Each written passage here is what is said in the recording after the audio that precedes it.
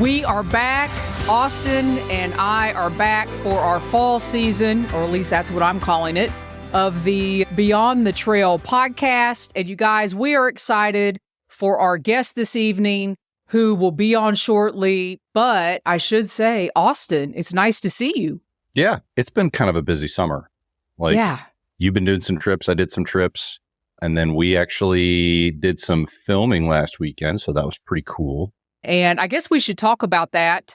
You guys, Safe and Found, that we've been talking about since last February, featuring Nancy East and the Haywood County Search and Rescue Team. We have finalized all the filming. And Austin, I know you're feeling pretty good about that. It feels good until I look at like the 3 terabytes of footage that we have. And I'm like, oh, now we have to go watch all of that and figure out what looks best. So we're definitely in the next stage of the operation, but it definitely feels good to not have to drive all over the state getting footage now. It's all in one place. Yeah, we've done that. It's in the past. So that part helps. One thing about going back and looking at the footage, this film and the individuals that are in the film have had literally life-altering experiences. As I've been going back and listening and watching to some of the individuals that we have interviewed, I cry every time. That's how touching this is going to be, and I am hoping educational at the same time. So what have you found going back, looking through some of this stuff? A lot of it, I've been looking back through, just kind of refreshing my memory, because a lot of the stuff, because we started in February. So, I mean, it's been a hot minute since we started this project. So like going back and looking at some of the stuff that we got in February, I'm like, man, that's going to be so good. It's been humbling too. And especially, so like, I tried to do it live, but apparently there's no cell reception on Klingman's Dome. Who knew? But I finished up doing some B-roll at Klingman's Dome on this past Sunday. And so I did kind of like a little like video that was supposed to be live. And so I just recorded it and posted it later, but essentially like a, hey, we're done kind of video. One of the stories that's kind of central to the whole film began in the Klingman's Dome parking lot and in that area. Not to give the whole thing away, but it was a tragic story. So it was pretty humbling to be in that place, that we had heard all of these stories about, because before that I had just, that was where I started my segment 1 trip of the Mountains of Sea Trail. And, this dreary, Sunday morning a couple of years ago. And it was just a parking lot and we were stepping off because that's the only place, that's the closest we could get to Klingman's Dome. But now it just has so much more meaning. And I think the areas that we have talked to these folks and just visited so many times, they have a lot more meaning now, which is neat. So hopefully that comes through the film and we can kind of help the viewers feel that as well. So yeah, we should probably talk a little bit about who we've got going on tonight. The people that we are going to be having on this evening. Here in about 2 seconds, Kimm and Nathan Wright with the Pinhoti Outdoor Center, with the Pinhoti Fest. And now, I want to make sure I get this right, they have started the Pinhoti Experience Foundation. And they are here to talk all about that this evening. And Austin, I think we should go ahead and bring them on. Because really, that's who everybody is here for. But right before that, thank you, everybody that is in the chat this evening. Austin, should we get to it? Should we bring them on? Let's do it. What's up, folks? How's it going? Hey, everybody. For those that are not familiar with the Pinhoti Trail, which is in Alabama, I'm assuming everybody on here is familiar. Why don't we kick this off? Because obviously this is Beyond the Trail podcast, and our guests this evening, Nathan and Kimm, have 100% what Beyond the Trail. You guys are immersed in the community. Nathan, why don't you walk us through kind of like an origin story? How did you guys get started on this? Have you always lived in Alabama? Kick us off with how all this got started. No, I haven't lived in Alabama the whole time. I moved to Alabama in 2012.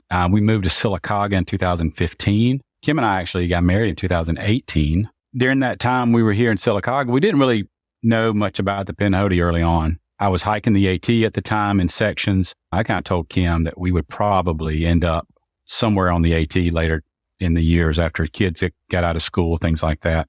But when we found out about the Pinhoti and, what it really was, it was right before the boom of the trail, if you say. I mean, we've seen a boom And then we saw another boom after COVID. And we've had some social media influencers hike, and we saw a boom from that as well. And then we got put on Gut Hook, now Far Out. That helped as well bring awareness. Before all that, we noticed there wasn't much of a resource for the Pinhoti. I was like, why do we need to go to the AT?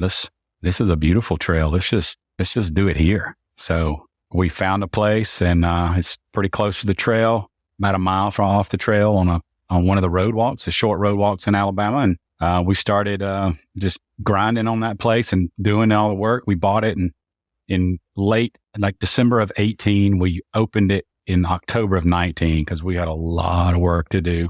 This is the Pinhoti Outdoor Center. So we opened a brick and mortar. It's a hostel. It's bunk room, laundry, shower, full bathroom, got a kitchenette. We have a storefront, couple acres you can tent on, big parking lot, long-term parking, outdoor fire pit. Pretty much anything you need to get started, we can take care of it. So that was the idea of, how can we help people get on the Pinhoti and help people get outside and enjoy adventures in Alabama. So that was our focus. And man, we're along for the ride here on the Pinhoti. It's been a blast. Now, you piqued my interest because I feel like I identify with this a little bit. You said that you initially were attracted to the AT, but then discovered the Pinhoti. You remember how or what piqued your interest about the Pinhoti? Because frankly, I have a soft spot in my heart for trails that aren't the big three. That's how I fell in love with the Mountains of Sea Trail. Was because it wasn't the AT, it wasn't the PCT. Was there something that stuck out for y'all? I knew about the Pinhoti I always thought it's up around Cheehaw Mountain. There's, you hear about Cheehaw, and it goes up and over Cheehaw. We're about an hour away from there. And I bought a house in Sylacauga on a back county road, right outside the city limits. And early on that fall, I saw some people running by the house, and they didn't look too good. 2016 rolls around, it's that first weekend in November, it happens again. And I see these people, and this time I decided to go out and talk to them. And turns out they were running this Pinhoti 100 race. It's a 100-mile run, and it ends in Sylacauga. They still do it today. But I was like, the Pinhoti Trail comes all the way down here? And then I started researching it. And I found a couple of common friends that had friends that knew about it. And I started reaching out and, learning about how big this trail is. It's 350 miles now, and it stretches from Wagufka, Alabama at Flag Mountain. And it goes all the way up into North Georgia at above Ellijay and dead ends into the Benton McKay Trail. That's how I found out about it. And I started running with this group of friends now in Sylacauga, and we just discovered the trail, and I started getting on it. And that's when I was like, man, this trail is awesome and it needs some love.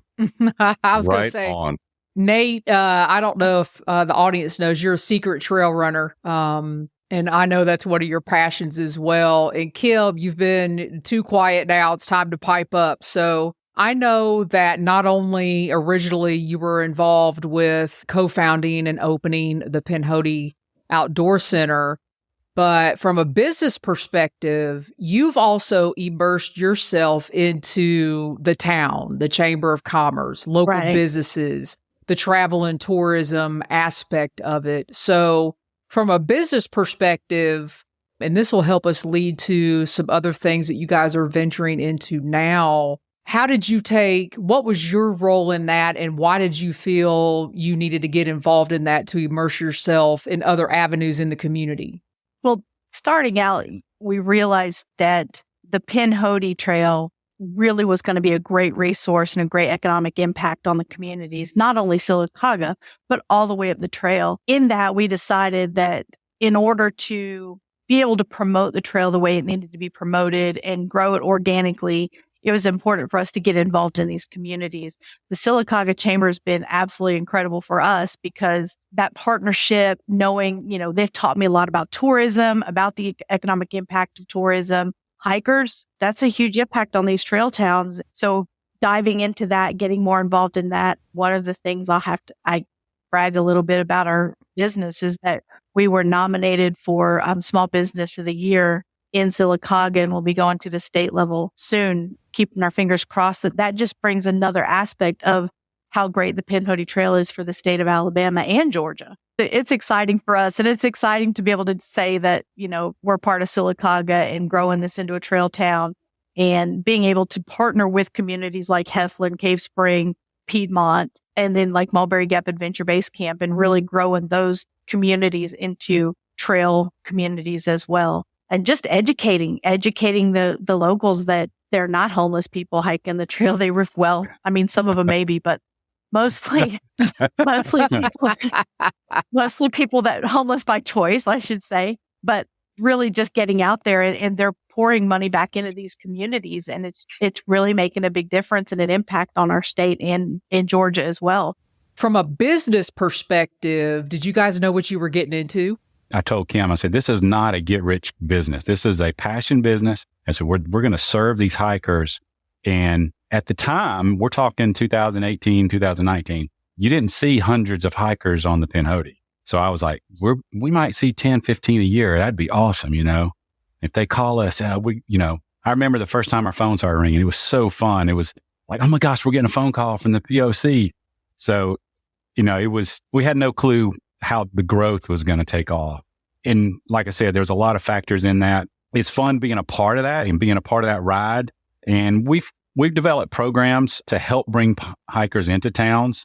Heflin the city of Heflin will issue a certificate of completion once you complete the whole trail. And part of that now is Sylacauga Chamber of Commerce. You can go in there and register your hike, and they'll give you a tag. I was looking to see if I had one with me. A unique numbered pack tag for your backpack, the Pinhoti and all the information on it, and your unique number. And that now is part of the certificate process. So now the two cities are working together to get that certificate process going for the hikers. And it's been received real well. It's not mandatory. You don't have to register your hike. It's free. You can do it. And it just helps us get numbers and, information and data about who all is on the trail. The really cool part about only being a 350-mile trail is that we're really building community. We have got opportunities that you don't get on the Triple Crown or the larger trails, that we can create those relationships all the way up the trail and even onto the Benton MacKaye and the Appalachian Trail, the southern parts of that. So it's very exciting to be a part of that, albeit a small part, but a part. But it was not what we expected. We didn't expect to be able to, learn. That's a lot of trail miles to learn, but I'll give it to Nathan. Nathan's about one of the most knowledgeable trail people out there on the Pinhoti Trail. Ask him a question and he can nail it every time. But it's been such a huge opportunity. We do have relationships with other hostels along the AT. And so we consider ourselves, and we are, the southernmost hostel in the Appalachian Mountains, and the northernmost hostel in Millinocket there, the Appalachian, let's see, they changed their name now. It's Appalachian Trail Hostel and Outfitters. There in Millinocket, it was the Lodge, the Appalachian Trail Lodge. They're the northernmost. So we have a pack tag called Bama to Baxter. And if you're doing Bama to Baxter, starting at Flag Mountain on the Pinhoti, going all the way to Katahdin, you can get one of those. It's real cool to see that. I got to actually come down and hang out with y'all. I guess it was early last year, came down with all those other crazy YouTubers, Crow and J-Ben and Leonidas and all of them for the Alabama Triple Crown. And I got to say, the night we spent with y'all was one of my favorites, not only because we got out of the rain, because it dumped rain on us that night, but y'all have just created something so amazing right there. And like you said, there wasn't anything else before, right? So you're starting from scratch, and just an absolutely amazing experience. So this is my call to all the hikers out there that are coming out and hiking the Pinhoti. You gotta go to the POC. Just make it a destination. Man. You gotta go. Thank you. That means a lot. That does mean a lot, and we love to hear that kind of thing. And sometimes we don't slow down enough to understand what kind of impact we may have on hikers, but that's what we're doing it for. So thank you. So then you're small business owners. You've got the hostel. You're running through that. Where did the foundation start to come into play? It's something we've been thinking about doing for a couple of years, but it's a big undertaking. We had our first ever Pinhoti Fest. And if you haven't been there, you don't know what it is. It's our kickoff to the hiking season. We had some great vendors show up. We had food trucks. We had live music. We had great speakers, giveaways, gear giveaways. It was just incredible. we decided to do it every year. And one thing we found in doing a festival, when you go to these corporations and these other businesses for sponsorship, the first question out of their mouth is, are you nonprofit? Which is something else we've been thinking about doing for years for educational purposes. That was our wake up call. We said, okay, we need to start a foundation, and I'll let Kimm take it from there. So January, we opened the nonprofit. Everybody talked about how difficult it was going to be.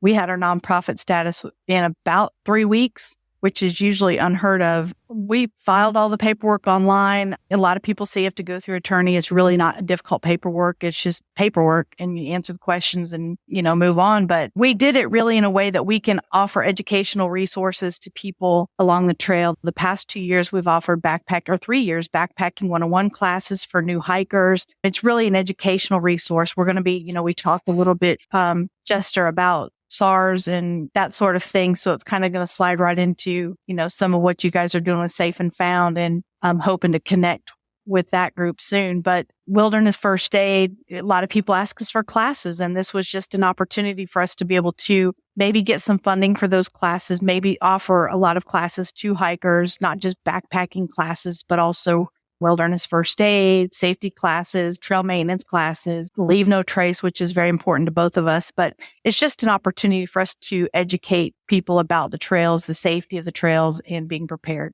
So this is not a specific organization for the Pinhoti Trail itself. This is a nonprofit to provide, let me make sure I'm getting this right, hikers an experience through leave no trace education, search and rescue education, various courses. I know you guys do the backpacking 101 style stuff as well. Am I gathering this right? And you host the Pinhoti Fest. The way we say it is we want to have experience-based classes and events. So that's going to be, it's not going to be, hey, let's come sit in a classroom and talk about leave no trace.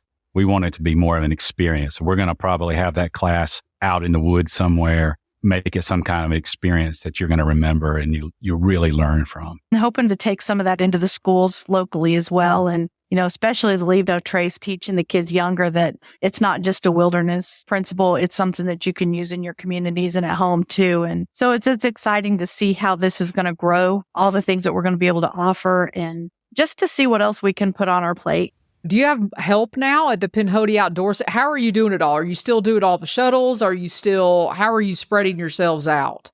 We have amazing help. We've been blessed with friends that a lot of people will know on the AT, Chuck Norris and Tigger. Actually, he goes by Chuck Snorris now. They were at Laughing Heart Hostel for a long time in Hot Springs. They like to travel a lot. And we called them one time and said, hey, if y'all know anybody that would like to work at the POC, let us know. And they called us back and said, yeah, we know somebody to us. So they're so knowledgeable of the hiking world. And now, they're learning the Pinhoti. They've been running shuttles for us. They live out of a Airstream on our property that we got full hookups for. So they have their own little space, and they help us with the hostel and all the shuttles. And it's been just great. And they do have times where they leave, like they're scheduled. They go home during Christmas time or during late fall, early winter. And we have some other hikers that have been coming in to help, named Donuts and Amelia Earhart. So we've been blessed with folks that we trust and are knowledgeable and love to help. So it's been a huge help for us. That's fantastic. Yeah. Yes. You mentioned Pinhoti Fest was your first one was last year. How did that come into be? It started off through the certificate program, through, Pinhoti Trail Town. When you become a trail town, part of that is that you have to hold some type of event every year. And that was just kind of an idea. And we're like, well, why don't we just do something that's going to bring hikers from all over? And we had visited trail days. So like, why don't we do our own little event like trail days? And we approached the city about it. I wasn't quite sure what they were going to think about hikers camping in the park, but they were all in. They were excited about it. We're taking over downtown Noble Park again this year. And it just was a great opportunity for us to teach people about the Pinhoti. If you wanted to come and learn about, the Pinhoti, plan your hike, we've got the trail towns will be all represented. They were there last year. It's just a great fellowship opportunity for hikers. And you really learn how small the hiking community is. I heard you guys saying last night, because you guys went live on your Facebook page last night, this year, there were all kinds of bands. There's a huge stage. that you guys are having this year, and you want 200 hikers at Noble Park. So 2,000. Oh, 2,000. Oh, okay. I totally got that wrong. 2,000 hikers in Noble Park. So me never being down there, walk me through the entire experience of what you hope somebody's going to have that knows nothing about the Pinhoti Trail. Nathan, you got that one? Yeah, I can take a stab at that. So if you're staying the whole weekend, the park opens Friday morning. We do a registration that evening. You get a wristband for giveaways. And if you're the first so many people that register, we have a couple other gifts that you're going to get. We have live music that Friday night, and it's just a chance to see some of the vendors will be setting up Friday night. We have, 40-something vendors that'll be setting up in the park. Some of those are gear vendors. Some of them are trail towns. All the trail towns will be there. So if you're thinking about hiking the Pinhoti, you get to meet all the trail town representatives and talk to them about, what they have, and you can plan your hike all the way through by doing that. The state forestry, the Alabama Forestry Commission will be there. The National Forest will be there. Everybody that's related to the Pinhoti Trail will be there. One of our biggest sponsor and our biggest partner in the Pinhoti is a private organization called the Conservation Fund. They're a nonprofit group that has been a huge, huge influence on the Pinhoti. They've purchased between Flag Mountain. You got to understand Flag Mountain is it's about 30 miles away from the edge of the National Forest. And when we originally put the terminus on mountain, that 30 miles was a pure road walk. So I remember that. I remember you talking about that. Yeah. So between Flag and the National Forest, which is Trammell Trailhead, the Conservation Fund has purchased 4,000 something acres purely for the Pinhoti Trail corridor. Wow.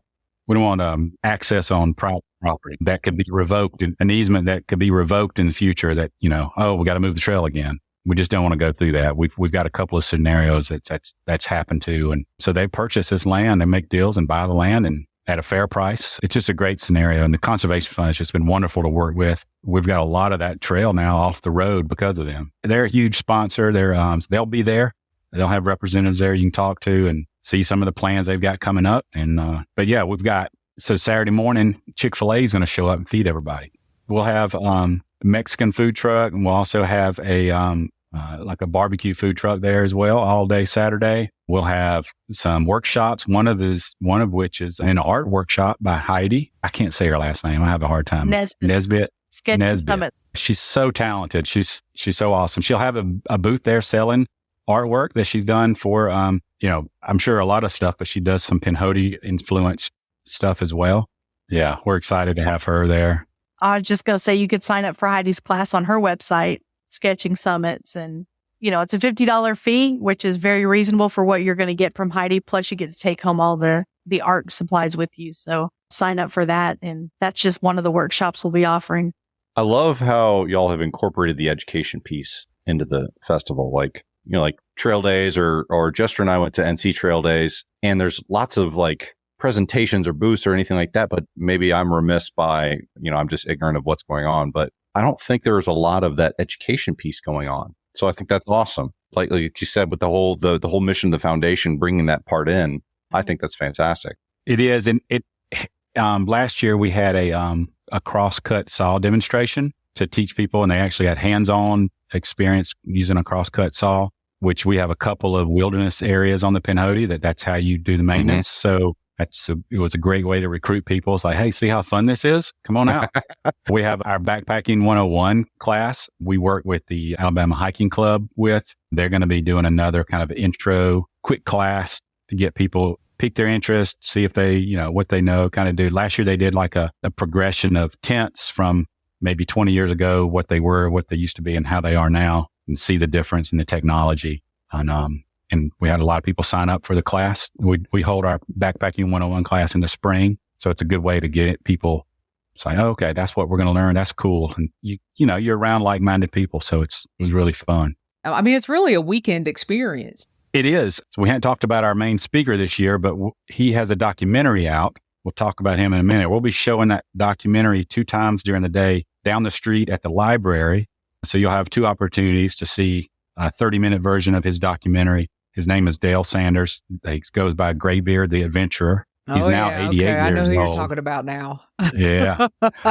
So at age 87, this is wild. At age 87, he solo paddled the entire Mississippi River. They did a documentary on him. It's fantastic. We went and saw it at Lookout Wild Film Festival in Chattanooga, Tennessee.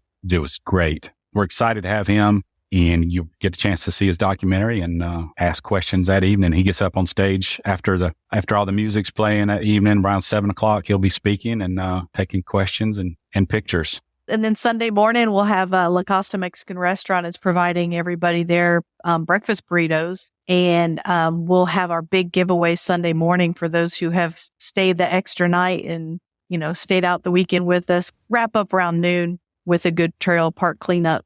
So you've told us what everybody's going to see. Now I'd like to hear, when do you start organizing this? Who makes all those phone calls? Who organizes this from a business perspective? And I asked Kimm because she's laughing. I think it's Kimm, or am I getting this wrong?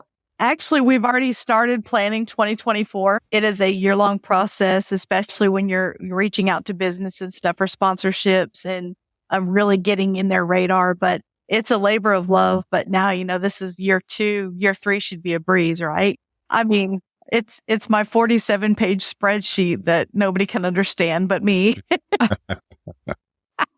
It's fun and it's worth every minute that we spend on it. Tigger and Chuck have been helping us a lot with planning this year and reaching out to folks. And I'm learning late to delegate, but next year I'll delegate. And who knows, maybe next year you'll have a search and rescue component. Maybe some particular things on that. Who knows? We'll see. That's 2024, right?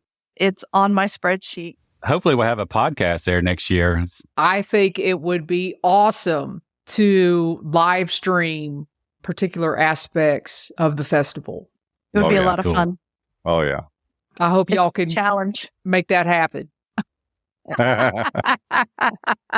We might need some help though. So y'all show us how to do it and we'll take care of it. No problem. I can create a spreadsheet for you.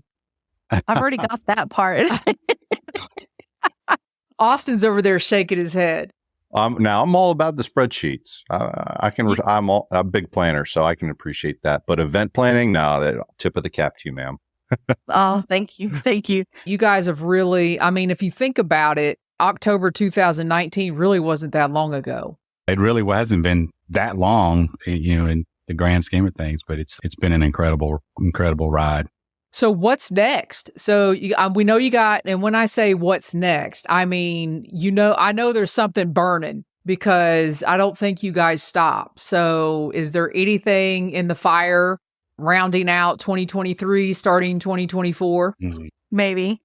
Not sure we can talk about it yet, but there is. There's huge news coming.